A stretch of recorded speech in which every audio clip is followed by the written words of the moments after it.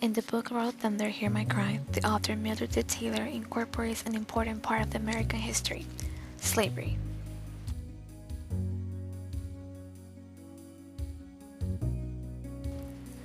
The first African slaves were brought to Jamestown, Virginia in the year 1619.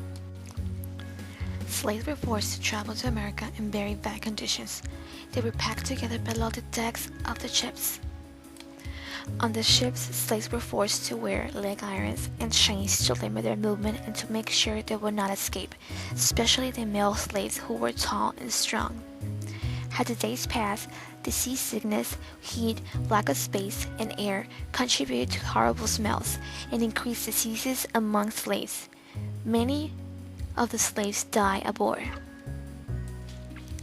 Mildred Taylor included a section of her book where Cassie describes her mother's lesson on slavery, which reflect on the cruelty of slavery in the United States. But Mama did not flinch. She always started her history class the first thing in the morning when the students were most alert, and I knew that the hour was not yet up.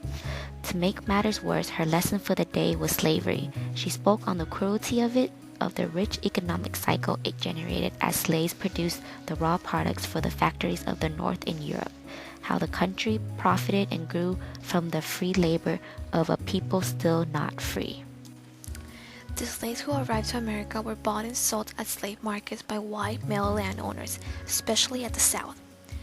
The demands for slaves in the South increased because of their agriculture economy. The prices of slaves depended on their characteristics. Some of the characteristics looked on a slave by a landowner were age, sex, temper, physical condition, and skills.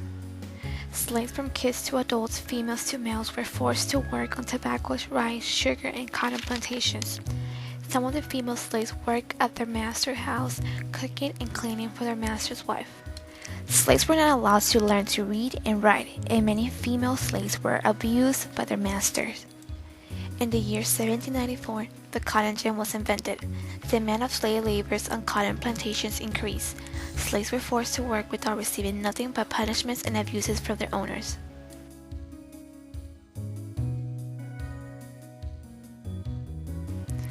The punishment given to the slaves depended on their masters and their judgments.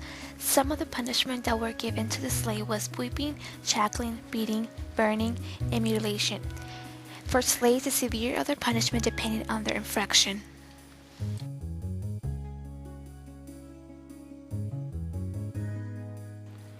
Mildred Taylor described what many landowners were doing after the Slave Trade Act of 1807 was passed. The Slave Trade Act of 1807 was a law that prohibited the import of slaves into the United States. And she mentions, Well, Cassie, during slavery there were some farms that mated folks like animals to produce more slaves. Breeding slaves brought a lot of money for them slave owners, especially after the government said they couldn't bring no more slaves from Africa, and they produced all kinds of slaves to sell on the block.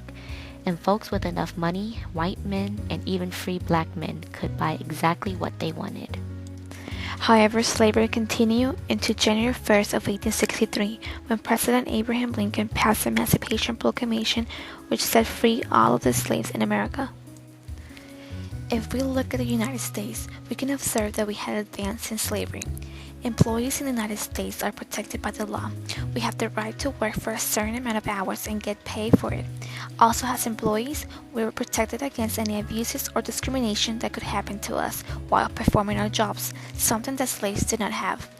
Unlike slaves, we are our own owners and responsible to make our own decisions and find happiness.